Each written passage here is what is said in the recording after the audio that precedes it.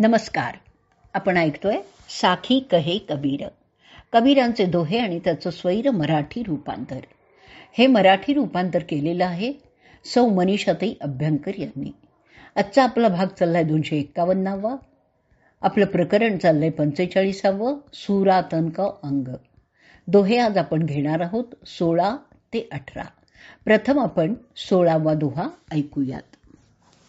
घायल घूमे गहे भर्या, राख्या रहे न ओर.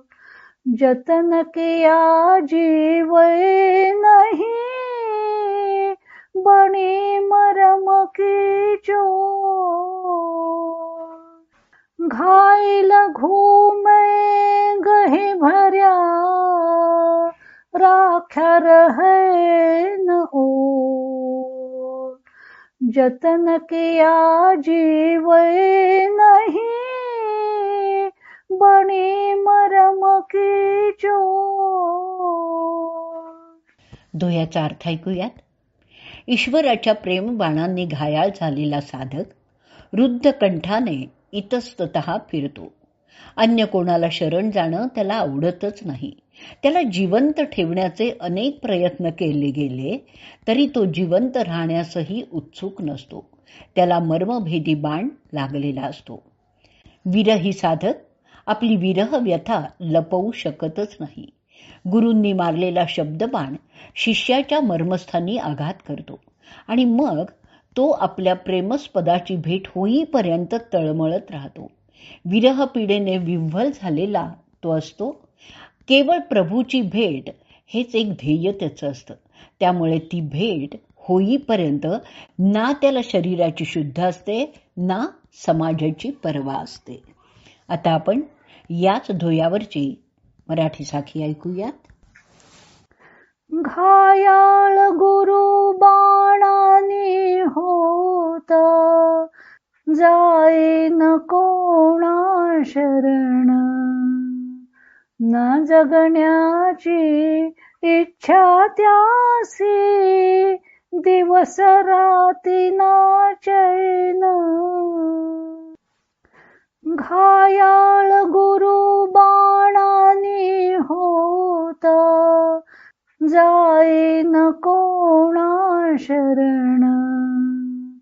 न जगण्याची इच्छा त्यासी, दिवस राती ना चैन. पुढचा दोहा ऐकूयात 17वा. ऊंचा बिरस आकाशी, फलपंशी मुये झुरी. बहुत सयाने पची रहे, फल निर्मल परी दूरी. ऊंचा बिरस आकाशी, फलपंशी मुये झुरी.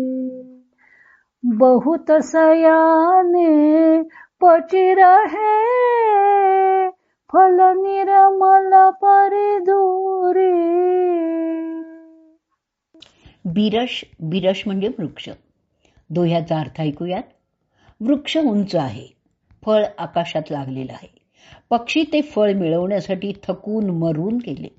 मोठे मोठे शहाणे लोक सुद्धा प्रयत्न करतात, पण ते निर्मळ फळ त्यांच्यापासूनही लांबच राहतं.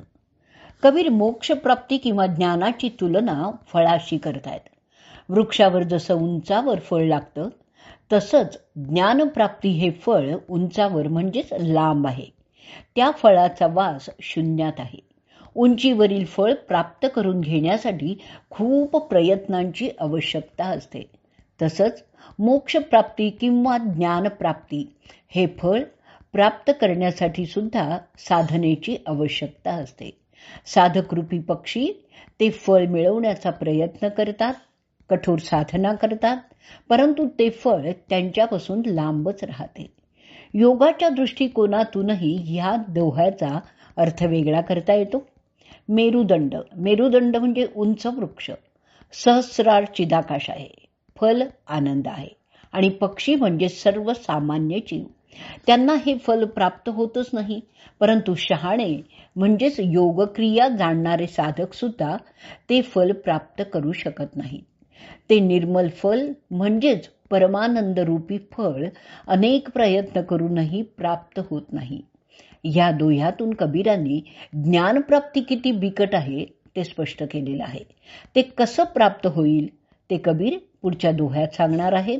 परंतु आपण आत्ताच्या दोह्यावरची मराठी साखी प्रथम ऐकूयात. वृक्ष उंचान फल आकाशी, पक्षांनाही न प्राप्त. प्रयत्नांतीही साध्य होईना, फल निर्मल दूरस्थ. वृक्ष उंचान फल आकाशी, पक्षांनाही न प्राप्त. प्रयत्नांतीही साध्य होईना, फल निर्मल दूरस्थ. पुढचा दोहा ऐकूयात 18वा. दूर भया तो का भया, सिर दे नेडा होई. जब लग सिर सोपे नहीं, कारज सिद्धि न होई. दूर भया तो का भया, सिर दे नेडा होई.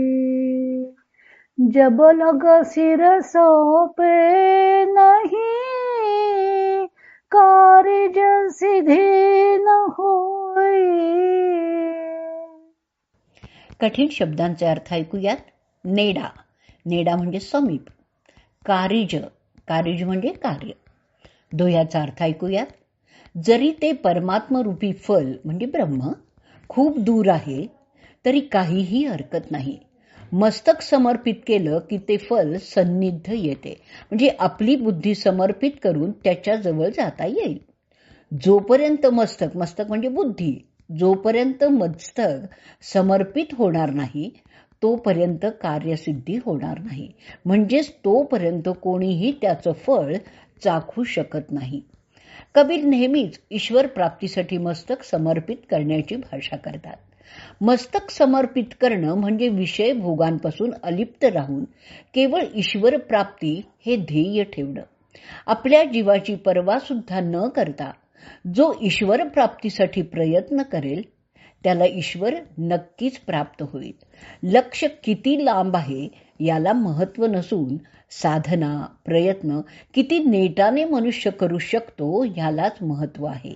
आता आपण याच दोह्यावरची मराठी साखी ऐकूयात आणि या साखीबरोबरच आपला आजचा भाग आपण इथे संपवूयात. शिरसमर्पिता प्राप्त होतसे, लक्ष असे जरी दूरी.